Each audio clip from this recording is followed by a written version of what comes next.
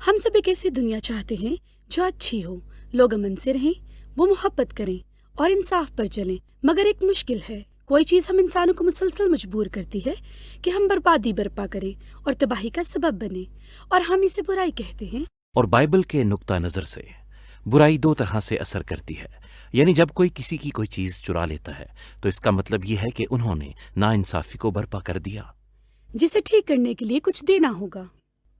لیکن ایک اور بالواسطہ طریقہ بھی ہے، وہ یہ کہ برائی نے بھروسہ ختم کر کے تعلقات کی فضا کو بھی تباہ کر دیا ہے، اسی طرح جذبات کو نقصان پہنچا ہے۔ یہ ایک طرح کی تباہی ہے اور انہیں اسے درست کرنے کی بھی ضرورت ہے۔ اب بہت لوگ مانتے ہیں کہ خدا بہت اچھا ہے، اسے دنیا کو برائی سے صاف کرنا ہوگا۔ مگر ایمانداری کی بات ہے، میرا مطلب ہے کہ جو برائی ہم ہر طرف دیکھتے ہیں وہ ہمارے اندر بھی موجود ہے اور ہم یہ کرتے جا رہے ہیں۔ اور بات یہ ہے کہ خدا دنیا کو اس برائی سے نہ کہ ہم سے چھٹکارا دینا چاہتا ہے۔ اور بائبل کی کہانی میں یہی بات بہت اہم ہے کہ خدا اتنا اچھا ہے کہ وہ انسانیت کو تباہ کیے بغیر دنیا کو اس برائی سے آزاد کرنے والا تھا۔ وہ یہ کس طرح کرنے والا تھا؟ خیر، بائبل کی ابتدائی کہانی میں جانوروں کی قربانی کے طرز عمل سے متعارف کروایا گیا، جو کہ میں جانتا ہوں یہ عجیب ہے۔ یہ اسرائیلیوں کے لیے خدا کے انصاف اور اس کے فضل کا ایک نشان تھا، یہ کہ میں یاد رکھوں کہ میں اس برائی میں شریک ہوں جو کہ اس دنیا میں موجود ہے۔ در حقیقت مجھے اس دنیا سے صاف کر دیا جانا تھا، مگر خدا جانوروں کو میرے عوض مار کر نشان کے طور پر ایسا کر رہا تھا۔ بائبل میں اس کے لیے لفظ کفارہ آیا ہے، جس کا مطلب کسی کی موت کو ڈھانپنا ہے، مگر اس رسم کا دوسرا مطلب بھی ہے، یعنی یہ کہ برائی بائبل میں بربادی سے بھی منسلک ہے، اور اس کا مطلب یہ ہے کہ کسی خطے کو آلودہ یا ناپاک کر دینا۔ اور پھر نشان کے طور پر کاہن ہیکل کے مختلف حصوں کو جانور کا خون چھڑکنے سے پاک کرتا تھا۔ بس جانور کا خون چیزوں کو پاک کرتا تھا؟ خیر، یاد رکھیں کہ یہ ایک نشان ہے، اور یہ ایک ایسا نشان ہے جس کے ہم عادی نہیں۔ خون زندگی کو ظاہر کرتا ہے۔ خون کے چھڑکے جانے میں یہ مطلب ہے کہ کیسے خدا برائی کے نتائج کو صاف کر رہا تھا۔ ان کے معاشرے میں بائبل کے مطابق اس عمل کو طہارت کہتے ہیں۔ پس ہیکل کے اندر ایسا پاک مقام بن جاتا جہاں خدا اور اس کے لوگ امن میں اکٹھے رہ سکتے۔ بس یہ رسم اسرائیل اور خدا کے درمیان معاملات کو ٹھیک کرتی۔ اور اس سے بڑھ کر یہ کہ اسرائیلی خدا کی محبت اور فضل کا تجربہ اس نشان کے ذریعے اور خیالی طور پر معاف کیے جانے کے طور پر کرتے، اور یہ بات انہیں مجبور کرتی کہ وہ محبت اور فضل کے لوگ بن جائیں۔ خیال اچھا تھا، مگر ہمیشہ ایسا ہوا نہیں۔ ٹھیک، مثال کے طور پر یسایا نبی اپنی کتاب میں بات کرتا ہے کہ اسرائیلیوں کی لگاتار قربانیاں بے مقصد ہو چکی تھیں، کیونکہ انہوں نے غریبوں اور پسماندہ لوگوں کو نظر انداز کرتے ہوئے اپنے دلوں میں بڑی برائی کو رہنے دیا تھا۔ اسرائیلی بادشاہ انصاف کو بگاڑ رہے تھے، مگر وہ داؤد کی لڑی سے آنے والے ایک نئے بادشاہ کو دیکھ رہا تھا جسے آ کر حیران کن طریقے سے اس برائی کو نپٹانا تھا۔ اس بادشاہ کو خود خادم بننا تھا، جس نے نہ صرف خدمت کرنی تھی بلکہ دکھ اٹھانا تھا اور اپنے لوگوں کی برائی کی خاطر مرنا تھا، اور اس کی زندگی قربانی کے طور پر پیش کی جانی تھی۔ یسوع یہی وعدہ پورا کر رہا تھا۔ وہ اسرائیل کا بادشاہ تھا جو دکھ اٹھاتا، صلیب پر مر رہا تھا۔ در حقیقت یسوع خود یسایہ کے الفاظ استعمال کر رہا تھا کہ وہ خدمت کرنے کے لیے آیا تھا، اور اس نے بہتوں کی خاطر اپنی زندگی فدیے کے طور پر دینی تھی، اور لفظ فدیہ کفارے کے طور پر دی جانے والی قربانی کو ظاہر کرتا ہے۔ اور سارے نئے عہد نامے میں ہم یہ سنتے ہیں کہ یسوع کی موت ہم سب کے لیے کفارے کی قربانی تھی۔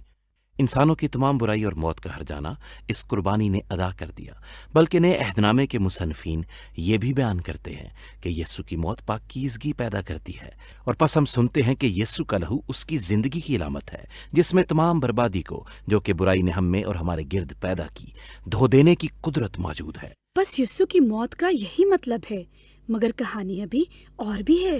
ہاں، نیا عہد نامہ ایک بہت ہی مضبوط دعویٰ کرتا ہے کہ یسوع کی موت اختتام نہ تھی، وہ مردوں میں سے جی اٹھا، اور وہی ایسی قربانی تھی جس نے اس برائی کی طاقت کو نیست کر دیا، جس کا مطلب یہ ہے کہ وہ اپنی زندگی دوسروں کو دینے کے لیے زندہ ہے، جو اس بات کو قبول کرتے ہیں کہ وہ ایک کامل قربانی ہے جس کی طرف گزشتہ قربانیاں اشارہ کرتی تھیں۔ بس یسوع کی قربانی کے باعث مسیحیوں نے جانوروں کی قربانیوں میں حصہ ڈالنا بند کر دیا۔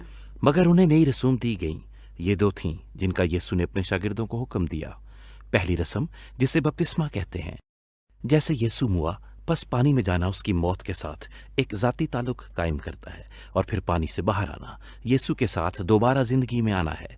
بس بپتسمہ ایک مقدس رسم ہے جو کہ ہماری کہانی کو یسوع کی کہانی سے جوڑ دیتا ہے، اور دوسری رسم خداوند کی عشاء میں شریک ہونا ہے جو کہ یسوع کا اپنے شاگردوں کے ساتھ آخری کھانے کو دہرانا ہے۔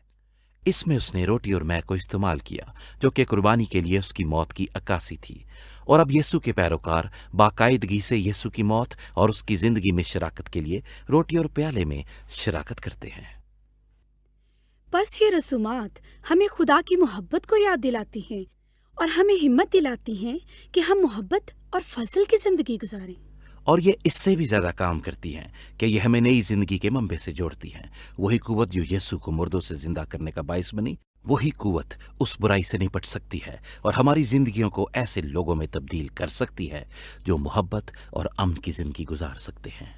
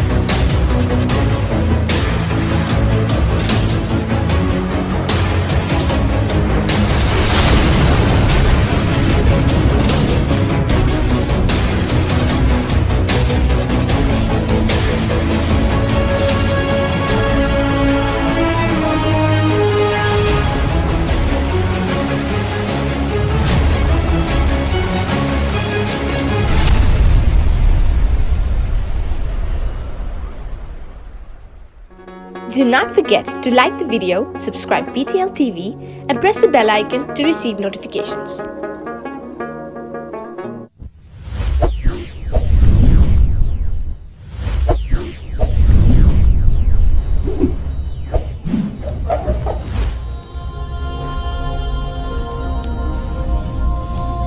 Jesus is the light of the world.